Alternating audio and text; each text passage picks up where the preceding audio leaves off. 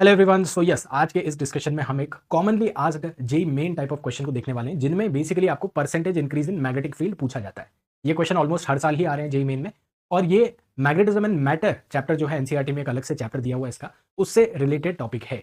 Okay, तो overall magnetism का ही topic है, बट सब टॉपिक इसका मैग्नेटिज्म एंड मैटर आता है। अगर आपने ये चैप्टर पढ़ रखा है तो आपको बिल्कुल समझ में आएगा, अगर नहीं पढ़ रखा है तो एक्चुअली यूट्यूब पे एक बार सर्च करके देख लेना। एक ही लेक्चर है इसका, हर साल इस पे क्वेश्चन आ रहा है, और बहुत सारी टर्म्स हैं, बट अच्छी बात यह कि 1.5 घंटे में आप इसको अच्छे से कवर कर सकते हो। और you can search for the lecture on YouTube and you will get the lectures also. Alright, so let's revise the topic. एक बार कंसेप्ट को रिवाइज कर लेते हैं। मैग्नेटिज्म एंड मैटर में बहुत सारी टर्म्स होती थी, जिनमें से कुछ टर्म्स इस पर्टिकुलर टाइप ऑफ क्वेश्चन के लिए आपको हेल्पफुल रहेगी। पहली टर्म है परमिएबिलिटी। याद है, magnetic permeability is the ratio of B and H, where B is obviously magnetic field, H is known as magnetising field.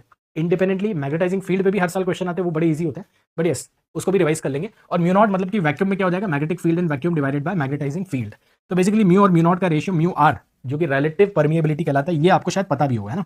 ये टर्म आपको पता भी होगी अगर आपने बेसिक मैग्नेटिज्म पढ़ रखा है। बाकी एच क्या है, बी क्या है, म्यू क्या है, इनको अपन थोड़ा सा रिवाइज कर रहे हैं आज के सेशन में। और ऑल्सो मैग्नेटिक ससेप्टेबिलिटी को हम रिवाइज कर रहे हैं ना, which is the ratio of I by H. I is the intensity of magnetisation, H is the magnetising field. अभी मैग्नेटाइजिंग फील्ड क्या है और मैग्नेटिक फील्ड से कैसे डिफरेंट है, थोड़ा ध्यान देना यहाँ पे। जो ज़्यादातर क्वेश्चन मैग्नेटाइजिंग फील्ड यानी कि एच पे आते हैं, वो इस तरह से सोलेनॉइड के बेसिस पे आते हैं। तो सोलेनॉइड में क्या होता है, mu not N I magnetic field, और म्यू नॉट से उसको डिवाइड कर दोगे तो एन आई, मतलब इसके यूनिट्स भी क्या होते हैं, एच के यूनिट्स होते हैं एम्पियर पर मीटर, है ना। इस तरह से आप ध्यान रख सकते हो। कुछ क्वेश्चंस में ऑप्शन ही एम्पियर पर मीटर में दिए, मतलब वो मैग्नेटिक फील्ड टेस्ला में नहीं पूछ रहे, मैग्नेटाइजिंग फील्ड पूछ रहे हैं। वो सारे क्वेश्चन जिनको मैं मेंशन कर रहा था रेगुलरली आते हैं एच पे, वो भी इस फॉर्मूले से हो जाते हैं। Okay, and I which is known as intensity of magnetisation, which is जितना मैग्नेटिक फील्ड इंड्यूस हुआ है डिवाइडेड बाई म्यू नॉट।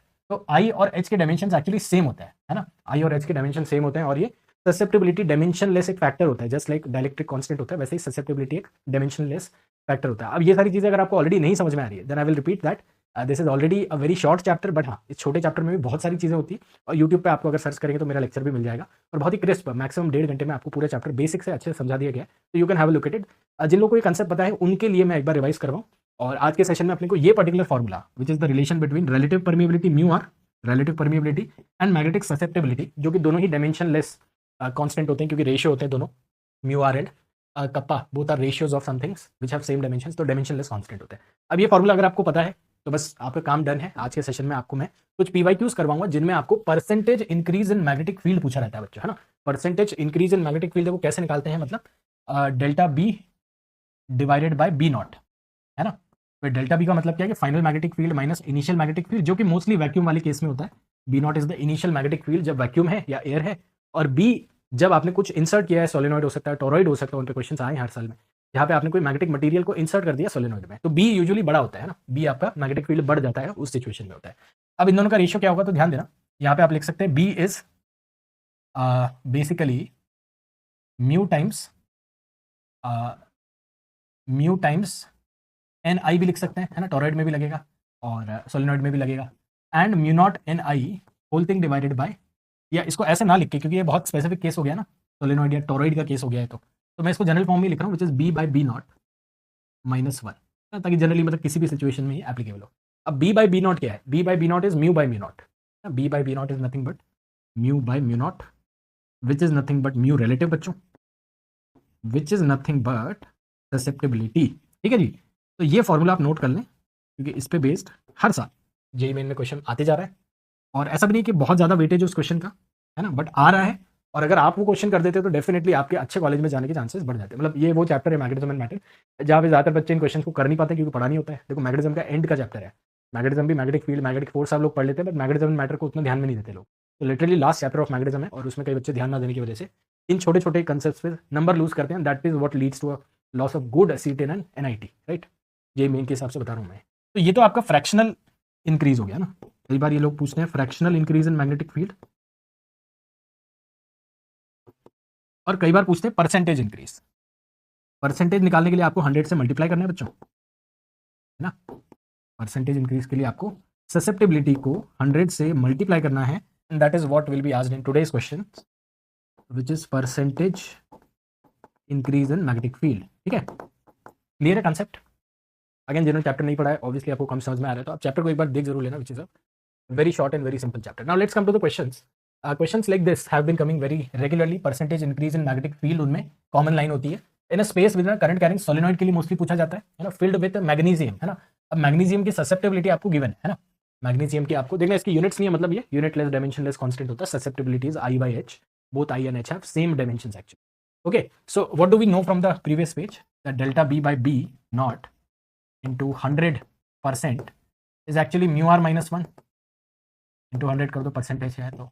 और नहीं तो ससेप्टिबिलिटी दे रखा है क्वेश्चन में, कई बार म्यू आर भी दिया रहेगा तो म्यू आर माइनस 1 करना मत भूलना. That is what the main relation is. हाँ बच्चा, यहाँ देखो, mu R minus 1 is susceptibility, that is the main derivation. अच्छा, इस डेरिवेशन को भी देख लेना, जब भी मैंने लेक्चर लिया यूट्यूब पे भी, ये डेरिवेशन में ही सारी टर्म्स रिवाइज हो जाती है. तो यही डेरिवेशन सबसे इंपॉर्टेंट है इस चैप्टर में, बाकी सब सिंपल है ना. तो अब यहाँ पे देखना क्या आएगी values. Susceptibility is given to us as 1.2. अब आंसर निकालो आप लोग इसका, बहुत ज़्यादा कोई हाई फाई क्वेश्चंस नहीं होते हैं ये आपको पता है. इसको फॉर्मूला शीट में लिख के रखना ताकि लास्ट मोमेंट पे आप रिवाइज करके इसको आंसर कर पाओ. एंड 1.2 को आप अगर फ्रैक्शन में लिखोगे तो दैट इज क्लियरली 6/5. 10⁻⁻5 माइनस +2 हो जाएगा -3. तो 10⁻³ में परसेंटेज है तो 10⁻³ में 6/5 वाला वैसे भी एक ही ऑप्शन है. तो is the answer of this particular question. Okay बच्चा, ओके, ऑल गुड. तो चलिए इसी कंसेप्ट को नेक्स्ट क्वेश्चन में आप लोग लगाएंगे, है ना. Free space inside the current carrying again toroid दिया आप देखो, is filled with a material जिसका ससेप्टिबिलिटी ये दे रखा है ना.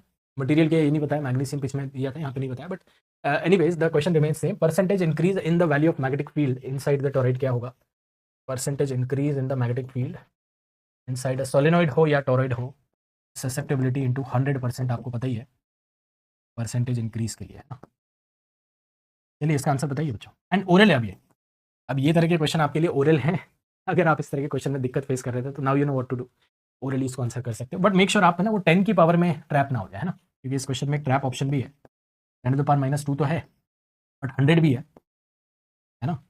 2 और 0.2 दो ऑप्शन दे रखे हैं, कौन सा आंसर आप करेंगे. कई बच्चे 0.2 लिख के आ गए थे, है ना. This was in 23, previous question was in 25, but yes this is the answer of this particular question. And I hope now you know how simple these questions are. Yes और नो. ठीक है बच्चा, तो ट्राई करना खुद से, एक बार try करना, एक और करना अपन, पॉज करके आप टाइम ले सकते हो. Now these are the common values of susceptibility. 1.2 into 10⁻⁵ के ऑर्डर में यूजुअली एक्चुअल वैल्यूज होती है ससेप्टिबिलिटी की.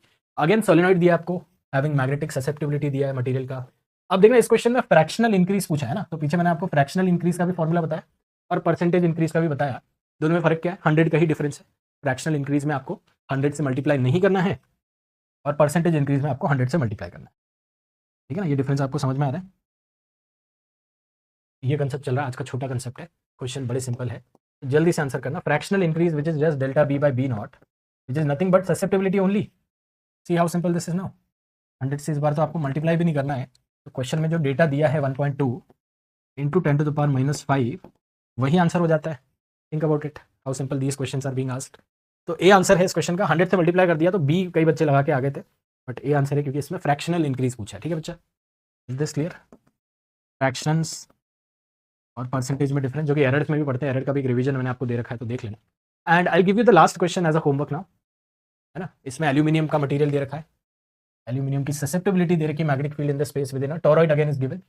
तो इंटीजर आंसर करना है इस क्वेश्चन का, और मैं चाहूंगा कि आप लोग इस सेशन को देखकर अगर कुछ सीखें तो लाइक जरूर करें एंड आंसर को जरूर कमेंट करें, और चैनल पे नए हैं तो सब्सक्राइब रहें फॉर मोर सच रिविजन.